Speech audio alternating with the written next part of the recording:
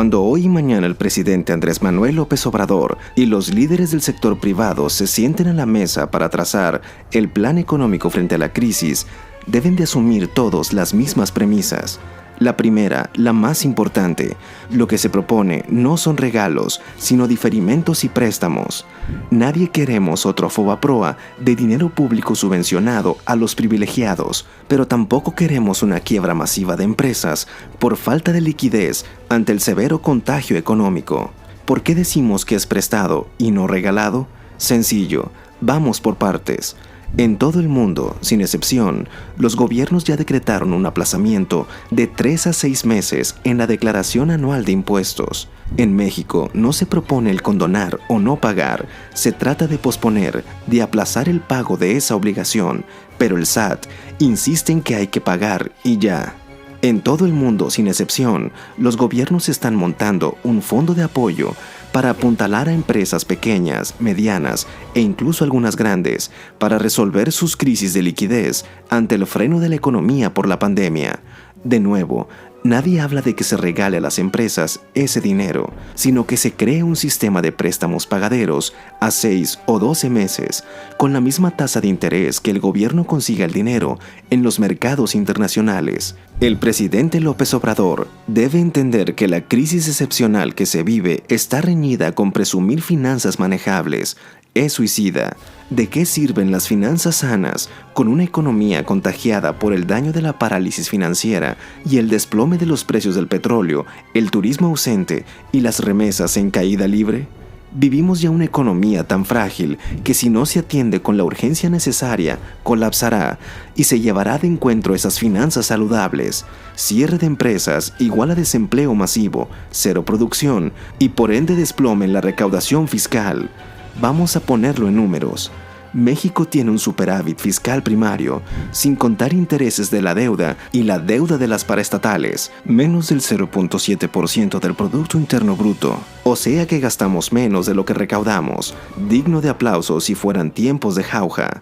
Pasaría algo si el gobierno acepta los préstamos que muchos otros países ya están tomando del Fondo Monetario, el Banco Mundial y otros organismos internacionales y limita su monto al 5% del Producto Interno Bruto. Eso, en los estándares internacionales, todavía califica como finanzas sanas. Lo que se obtenga en ese 5%, que serían unos 60,000 millones de dólares, se colocan en un fondo de contingencia para prestar, no para regalar, a quien lo necesite, desde changarros hasta medianas y grandes empresas. Los impuestos diferidos a pagarse en julio o en septiembre, el SAT los podría descontar de ese fondo y luego los repone cuando se los liquiden.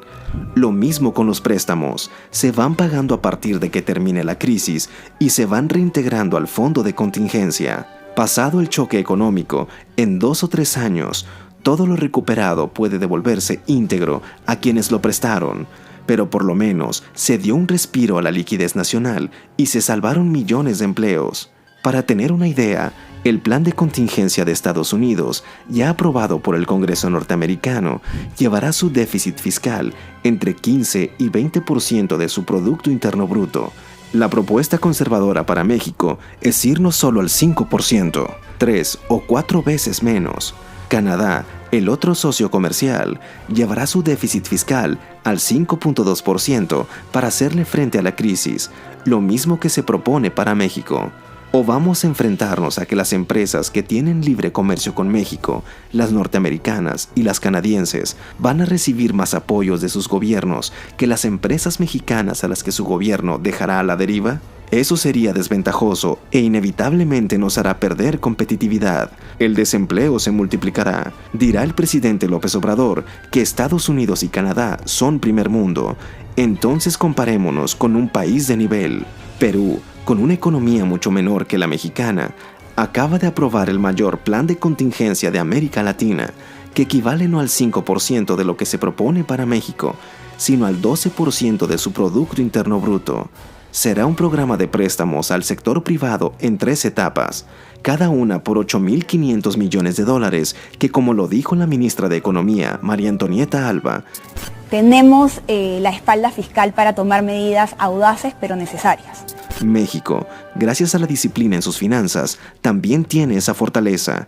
Pero lo que se tiene que entender cuando hoy se sienten a la mesa el presidente y los líderes empresariales es que el rescate con préstamos recuperables no es para salvar solo a las empresas, sino para conservar el empleo de decenas de millones de mexicanos, todos, empresas y trabajadores, pagadores cautivos del fisco. Si no se entiende, el drama económico que se vendrá sobrepasará con creces al sanitario. Que se entienda, es prestado, no regalado.